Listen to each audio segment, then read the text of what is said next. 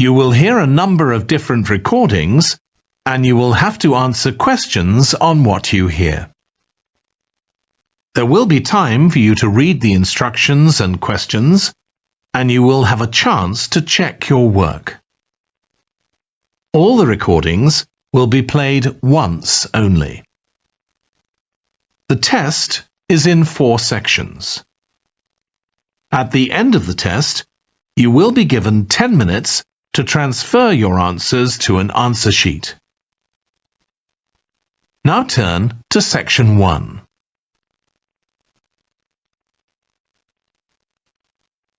Section 1. You will hear a woman reporting a theft to an officer in a police station. First, you have some time to look at questions 1 to 3.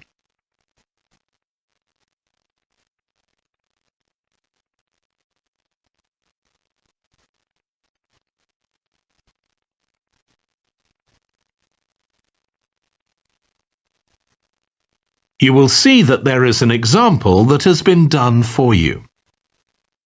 On this occasion only, the conversation relating to this will be played first. Good morning. What can I do for you? I want to report a theft. I had some things stolen out of my bag yesterday. I'm sorry to hear that. Right, so I'll need to take a few details. Can I start with your name? Louise Taylor. The woman's name is Louise Taylor. So Taylor has been written in the space. Now we shall begin. You should answer the questions as you listen, because you will not hear the recording a second time. Listen carefully and answer questions 1 to 3.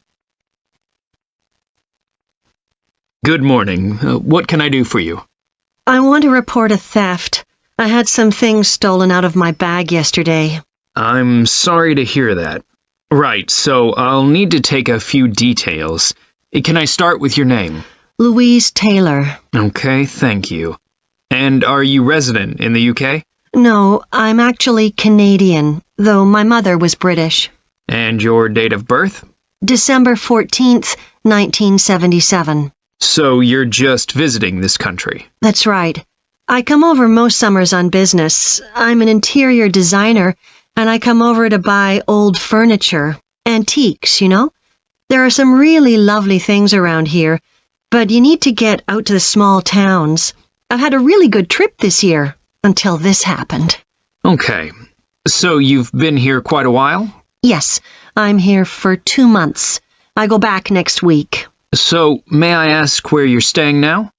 Well, at present, I've got a place at Park Apartments. That's on King Street.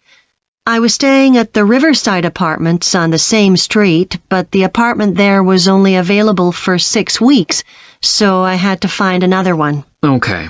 And the apartment number? 15. Right. Before you hear the rest of the conversation, you have some time to look at questions 4 to 10.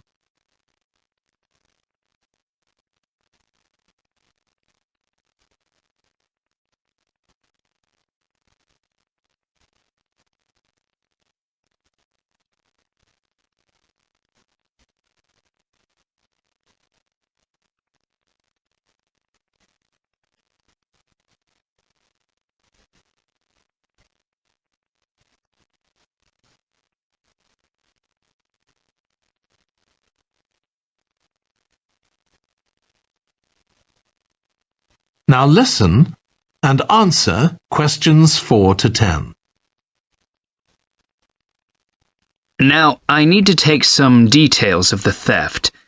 So, you said you had some things stolen out of your bag? That's right. And were you actually carrying the bag when the theft took place? Yes. I really can't understand it. I had my backpack on, and I went into a supermarket to buy a few things, and when I opened it up, my wallet wasn't there. And what did your wallet have in it? Well, fortunately, I don't keep my credit cards in that wallet. I keep them with my passport in an inside compartment in my backpack, but there was quite a bit of cash there, about £250 sterling, I should think. I withdrew £300 from my account yesterday, but I did a bit of shopping, so I must have already spent about £50 of that. Okay. At first I thought, oh, I must have left the wallet back in the apartment. But then I realized my phone had gone as well. It was only a week old, and that's when I realized I'd been robbed. Anyway, at least they didn't take the keys to my rental car. Yes. So you say the theft occurred yesterday? Yes. So that was September the 10th? And do you have any idea at all of where or when the things might possibly have been stolen? Well, at first I couldn't believe it because the bag had been on my back ever since I left the apartment after lunch. It's just a small backpack, but I generally use it when I'm traveling because it seems safer than a handbag. Anyway, I met up with a friend, and we spent a couple of hours in the museum. But I do remember that as we were leaving there, at about 4 o'clock, a group of young boys ran up to us, and they were really crowding round us, and they were asking us what time it was. Then, all of a sudden, they ran off. Can you remember anything about them? The one who did most of the talking was wearing a T-shirt with a picture of something. Let's see. A tiger. Right. Any idea of how old he might have been? Around 12 years old? And can you remember anything else about his appearance? Not much. He was quite thin. Color of hair? I do remember that. He was blonde. All the others were dark-haired. And any details of the others? Not really. They came and went so quickly. Right. So, what I'm going to do now is give you a crime reference number so you can contact your insurance company. So, this is 10 digits. 87954 82361. Thank you. So, should I contact you? That is the end of section 1. You now have half a minute to check your answers.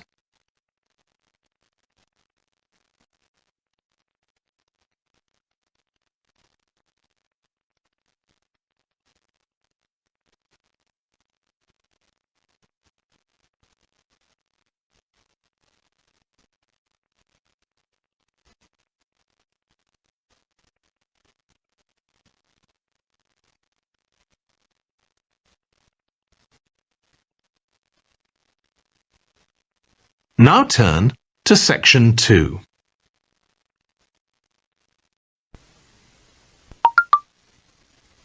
Section 2. You will hear a manager giving a welcome talk to a group of apprentices who are starting their training at the company. First, you have some time to look at questions 11 to 14.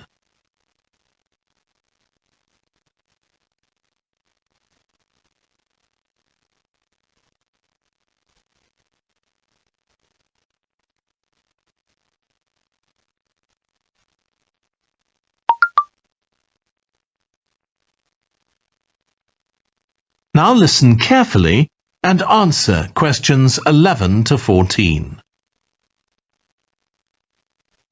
Good morning, everyone. My name's Janet Parker, and I'm the Human Resources Manager. We're very happy to welcome you to your new apprenticeship. I hope that the next 6 months will be a positive and enjoyable experience for you.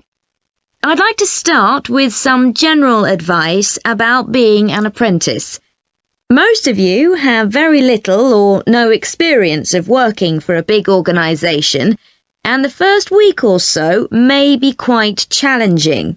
There will be a lot of new information to take in, but don't worry too much about trying to remember everything. The important thing is to check with someone if you're not sure what to do. You'll find your supervisor is very approachable and won't mind explaining things or helping you out. You're here to learn, so make the most of that opportunity. You'll be spending time in different departments during your first week, so make an effort to talk to as many people as possible about their work. You'll make some new friends and find out lots of useful information. As well as having a supervisor, you'll each be assigned a mentor. This person will be someone who's recently completed an apprenticeship, and you'll meet with them on a weekly basis. Their role is to provide help and support throughout your apprenticeship. Of course, this doesn't mean they'll actually do any of your work for you. Instead, they'll be asking you about what goals you've achieved so far, as well as helping you to identify any areas for improvement. You can also discuss your more long-term ambitions with them as well. Before you hear the rest of the talk, you have some time to look at questions 15 to 20.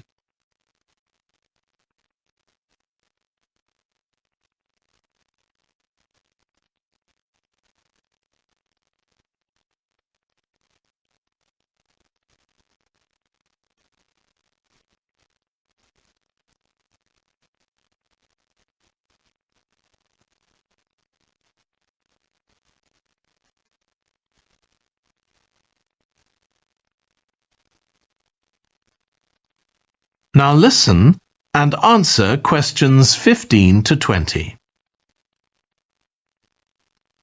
Now, I just want to run through a few company policies for our apprenticeship scheme with you. Most importantly, the internet.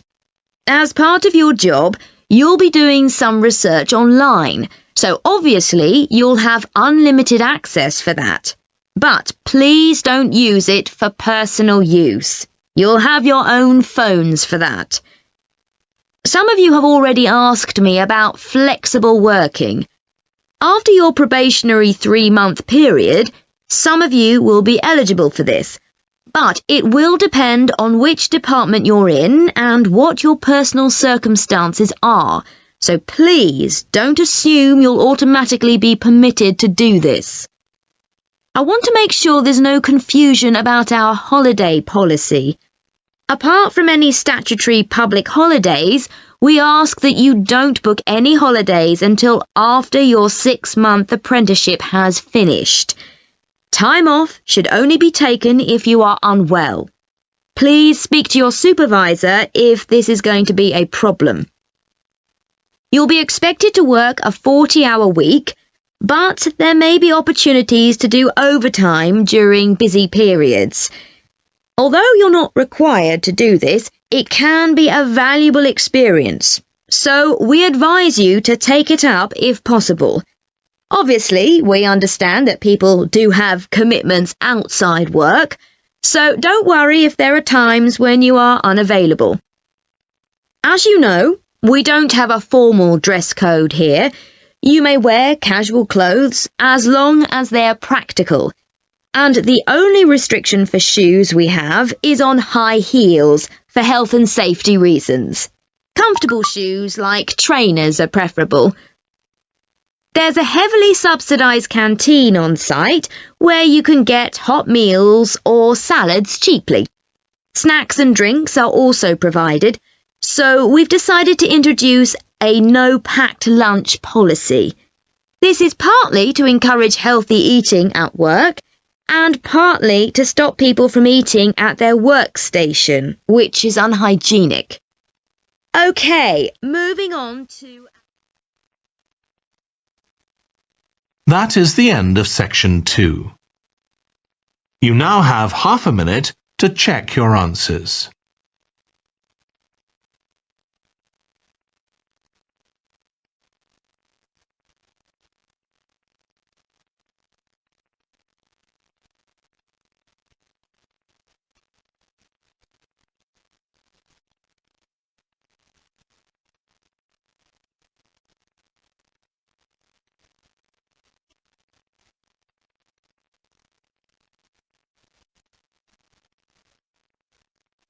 Now turn to Section 3.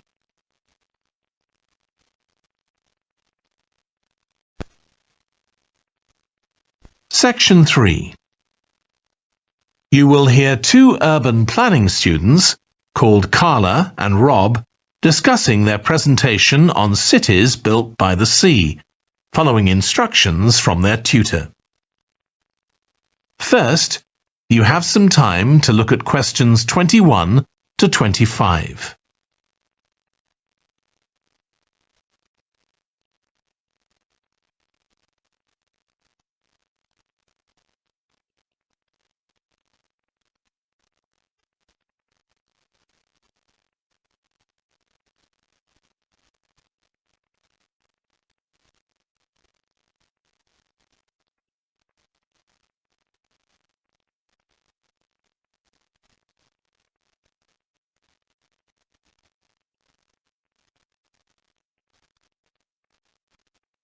Now listen carefully and answer questions 21 to 25.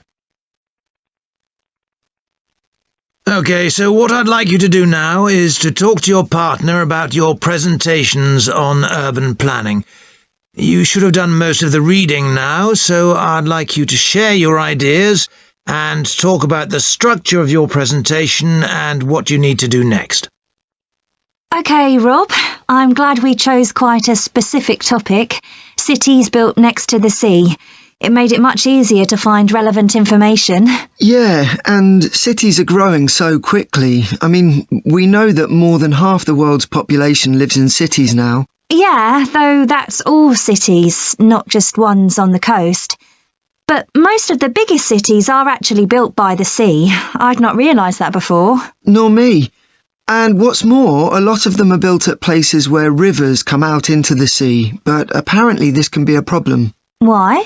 Well, as the city expands, agriculture and industry tend to spread further inland along the rivers, and so agriculture moves even further inland up the river. That's not necessarily a problem, except it means more and more pollutants are discharged into the rivers. So these are brought downstream to the cities? Right. Did you read that article about Miami on the east coast of the USA? No. Well, apparently back in the 1950s, they built channels to drain away the water in case of flooding. Sounds sensible. Yeah, they spent quite a lot of money on them, but what they didn't take into account was global warming. So they built the drainage channels too close to sea level, and now sea levels are rising, they're more or less useless. If there's a lot of rain, the water can't run away. There's nowhere for it to go. The whole design was faulty. So what are the authorities doing about it now? I don't know. I did read that they're aiming to stop disposing of wastewater into the ocean over the next 10 years. But that won't help with flood prevention now, will it? No, really, they just need to find the money for something to replace the drainage channels in order to protect against flooding now.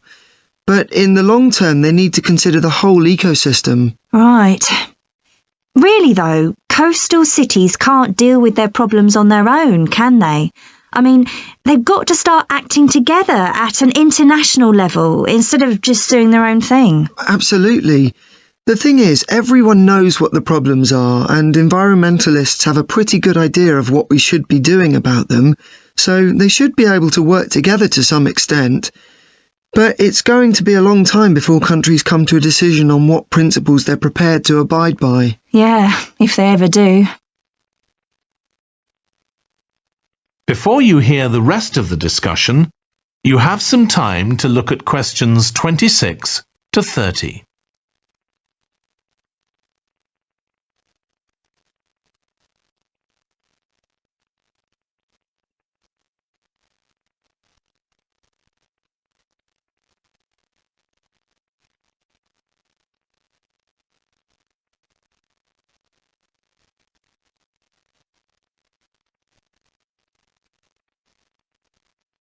Now listen and answer questions 26 to 30.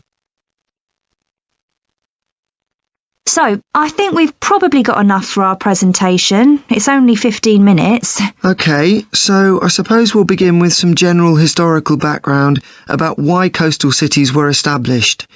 but we don't want to spend too long on that. The other students will already know a bit about it. It's all to do with communications and so on. Yes. We should mention some geographical factors, things like wetlands and river estuaries and coastal erosion and so on. We could have some maps of different cities with these features marked. On a handout, you mean? Or some slides everyone can see? Yeah, that'd be better. It'd be good to go into past mistakes in a bit more detail. Did you read that case study of the problems there were in New Orleans with flooding a few years ago? Yes, we could use that as the basis for that part of the talk. I don't think the other students will have read it, but they'll remember hearing about the flooding at the time. Okay. So that's probably enough background. So then we'll go on to talk about what action's been taken to deal with the problems of coastal cities. Okay. What else do we need to talk about? Maybe something on future risks, looking more at the long term if populations continue to grow? Yeah, we'll need to do a bit of work there.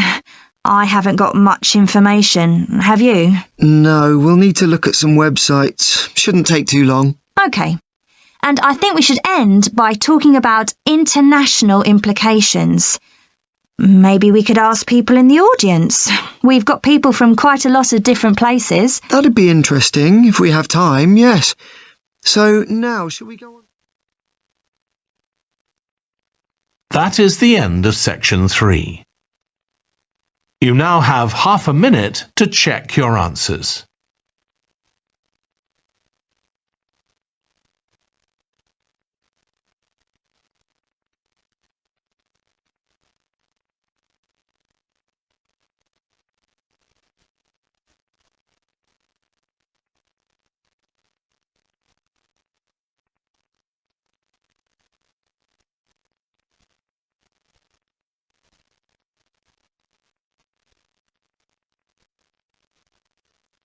Now turn to section 4.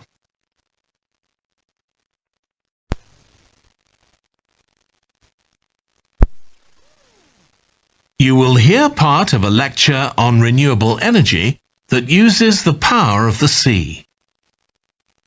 First, you have some time to look at questions 31 to 40.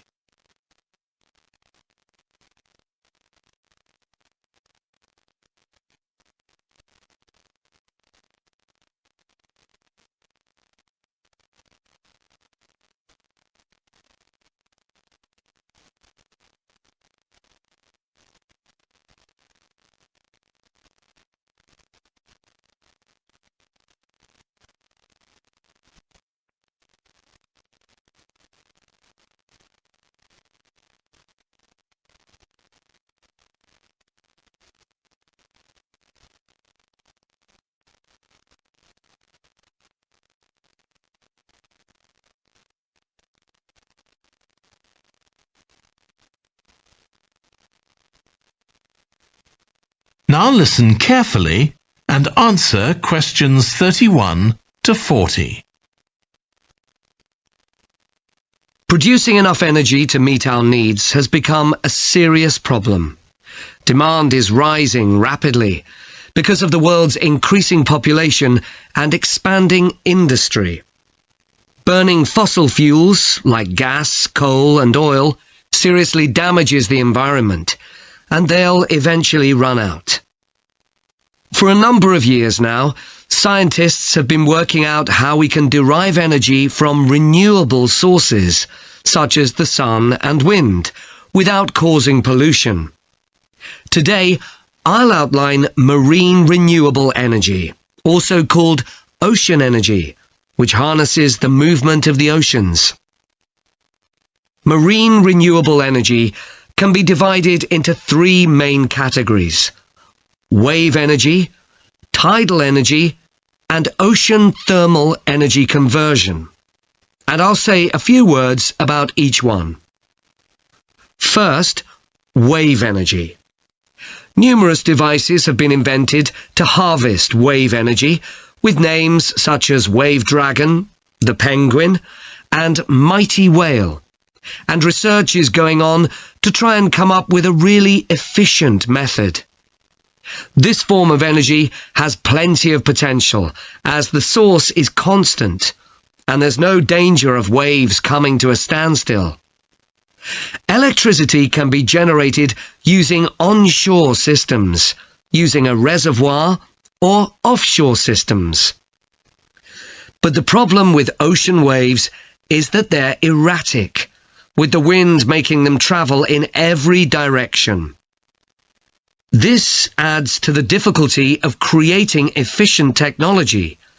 Ideally, all the waves would travel smoothly and regularly along the same straight line. Another drawback is that sand and other sediment on the ocean floor might be stopped from flowing normally, which can lead to environmental problems.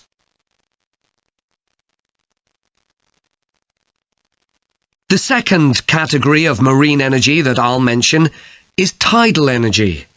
One major advantage of using the tide rather than waves as a source of energy is that it's predictable.